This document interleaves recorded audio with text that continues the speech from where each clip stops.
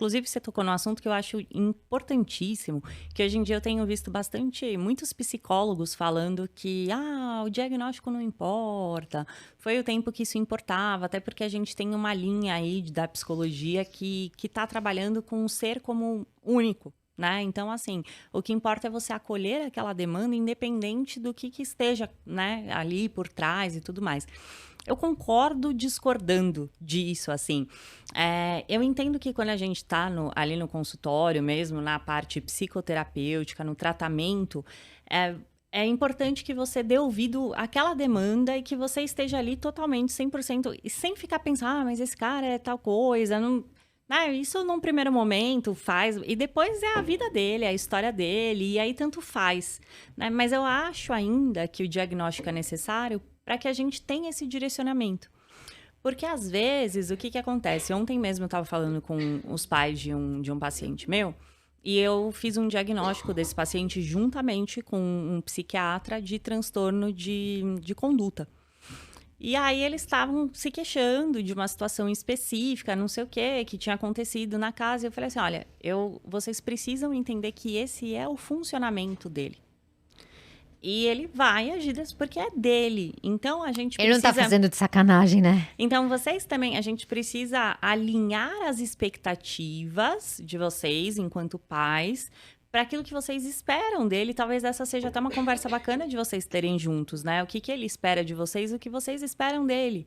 E aí foi até legal que ela virou para mim e perguntou assim, e o que eu posso esperar dele? Eu falei, espere dele que ele vai ser uma pessoa que tem um poder de liderança absurdo. Se alguém passar mal, ele vai ser o primeiro a pegar, não vai ficar estressado, ele vai respirar, vai pegar, vai ligar para ambulância, vai socorrer. É o jeito dele. Ele é assim, é da personalidade dele. Então, eu acho que quando a gente tem determinados direcionamentos, porque talvez se a gente não soubesse que existe um transtorno de conduta ali, a gente poderia tentar ficar alterando essa forma de ser do outro que só um diagnóstico preciso é capaz de nos trazer e que nos orienta também enquanto profissionais. Então, eu entendo que a gente não deve olhar só para isso, mas acho que existem, sim, técnicas específicas e terapias específicas que ainda dependem desse diagnóstico. Até medicamentosa, né? Também. Eu concordo completamente com o que você disse. Teve uma paciente que no primeiro atendimento, ela veio falando que ela tratava de pânico. E aí ela sentou na minha frente no primeiro atendimento e ela já teve uma crise de pânico, tá? E aí eu falei assim, esperei, né? E aí eu perguntei, por que você teve essa crise? Ela poderia responder qualquer coisa, né? A primeira vez que eu tô te vendo, sei lá. E ela falou, porque você tá vestindo vermelho. Acho que era isso, ou tinha uma almofada vermelha. Era alguma coisa com vermelho. Não é característico de pânico essa resposta, né? Eu falei, mas bem psicóloga, me fale mais sobre isso, né? E ela acabou falando, olha, quando eu olho pro vermelho, isso me lembra sangue. Quando eu penso em sangue, eu penso em HIV e eu já penso que eu tô contaminada. Nossa, tá. Seria mais um toque. Exatamente. Então, ela tava anos tratando como pânico. Acho que nunca ninguém nem perguntou pra ela o que desencadeou. Simplesmente ela fala, tô com taquicardia, não tô conseguindo respirar. E eu, por sorte, acabei perguntando pra ela por quê, o que desencadeou. E aí eu falei, nossa, isso é muito característico de toque. E aí eu fiquei conversando com ela nessa primeira sessão. Pra tirar dúvida, eu encaminhei para um psiquiatra. Era clássico, o toque dela era desde a infância, olha só. E aí, por que é importante a gente nomear o diagnóstico? Porque até então, como ela estava tratando de coisas diferentes, os medicamentos eram diferentes e ela nunca soube lidar com aquilo. Ela não sabia o que fazer. Então, você vai ficar ensinando para ela respirar só? Então, o que eu fiz com ela? A gente pedi para ela comprar um livro sobre o toque. A gente sentou juntas, a gente leu, a gente viu como que isso acontecia com ela, quais eram as estratégias para tratamento. Nossa, hoje ela é uma pessoa assim completamente funcional. E eu acredito sim que o diagnóstico ajuda a pessoa a entender melhor o que está acontecendo com ela, não achar que é loucura, né? Vou até falar de um caso bem legal que você citou essa paciente. Eu lembrei de uma também que eu recebi no consultório. E essa me veio com um diagnóstico de TDAH. e ela tinha a intenção de fazer reabilitação neuro. Então, ela queria trabalhar mesmo as questões voltadas para a atenção. E aí, na entrevista inicial, a anamnese de praxe, me conta um pouquinho e tal, me falou.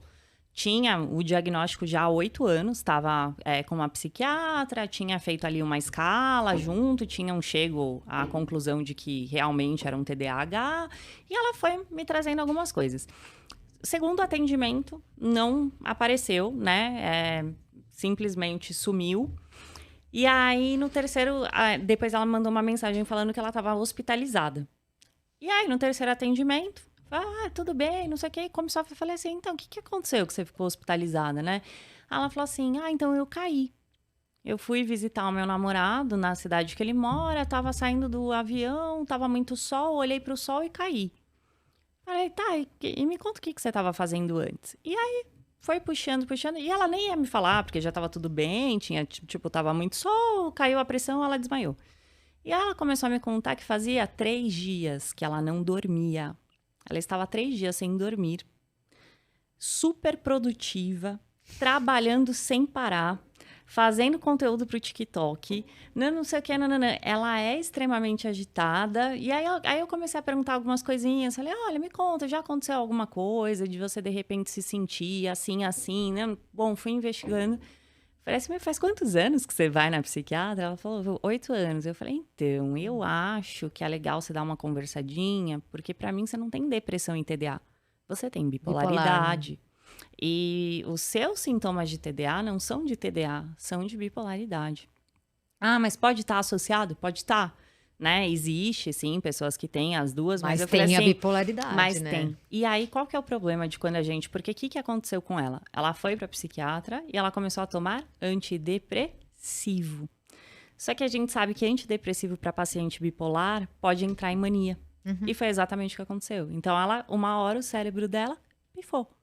Porque ela tava 3 dias sem dormir, gravando sem parar, super produtiva, não sei o quê, e uma hora não aguenta. Então, ela tava numa mania muito grande, assim, e aí fui conversando, fui vendo, vó, chamo tia, era assim, algo muito Nossa. nítido mesmo, e também a mesma coisa, há 8 anos fazendo um tratamento errado, tanto que depois ela chorou e não sei o quê. Você salvou minha vida. Eu falei, não, de jeito nenhum. Só conversa, vê se ela quiser entender por que eu tô te falando isso. Mas, assim, tinha vários fatores que tava bem nítido ali. E que foi a mesma coisa também. A medicação errada fez ela entrar num momento e que, de repente, podia ter tido um AVC ali, né? Sim.